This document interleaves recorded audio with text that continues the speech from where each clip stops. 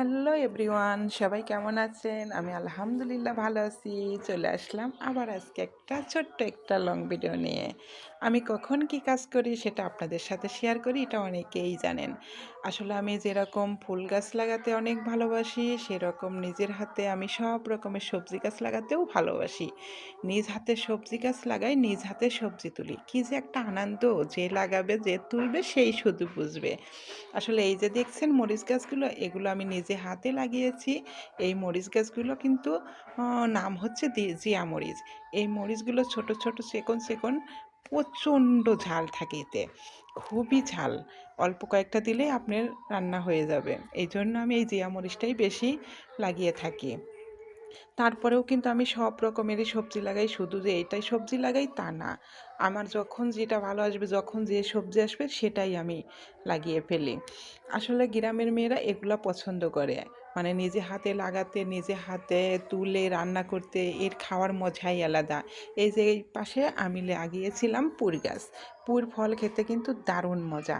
এই পুঁই ফল ভাজি করে খেলে আমার কাছে খুবই ভালো লাগে। অবশ্য অনেকে আবার পছন্দ করে না, বলে কেমন যেন শব্দ হয়। আর আমার কাছে এটাই ভালো লাগে।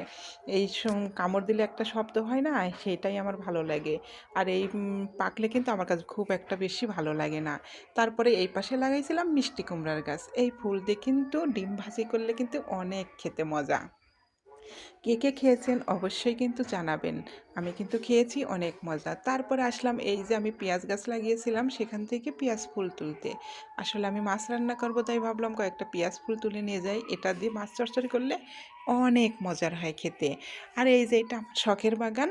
এই শখের বাগানে আমি কিন্তু সব রকমের গাছ লাগাই। এটাকে বলি আমরা পুল্লা। এই পুল্লাটা দিয়ে কিন্তু মাছ রান্না করলে কিন্তু বেশ ভালোই লাগে। আমি কিন্তু যখন যখন মানে জালি জালিটা তুলে তুলে আমি রান্না করি। আর এই যে দেখছেন টমেটো গাছ, এই গাছটা কিন্তু আমি নিজেই লাগিয়েছি।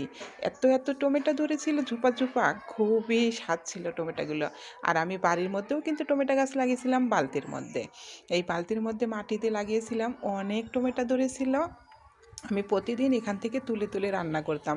আসলে বাড়ির মধ্যে লাগালে হয় কি, দেখা যায় অনেক সুন্দর লাগে। এই সুন্দর জিনিসটাই আমার ভালো লাগে, এই জন্যই আমি বেশি করে অনেক সবজিও আমি বাড়ির মধ্যে লাগাই। এই যে টমেটো কিন্তু আমি বাড়ির মধ্যেই বেশি লাগাই, বালতির মধ্যে।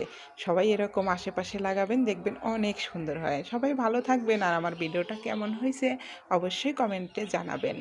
আর এখানে বাইতের শাক তুলতে আসছিলাম। বাইতের শাকগুলো খুবই সুন্দর ছিল, তাই দেখে তর সচ্ছিল না, কয়েকটা তুলে নিচ্ছিলাম। হ্যাঁ, তো সবাই ভালো থাকবেন আর আমার জন্য সবাই দোয়া করবেন। খোদা হাফেজ।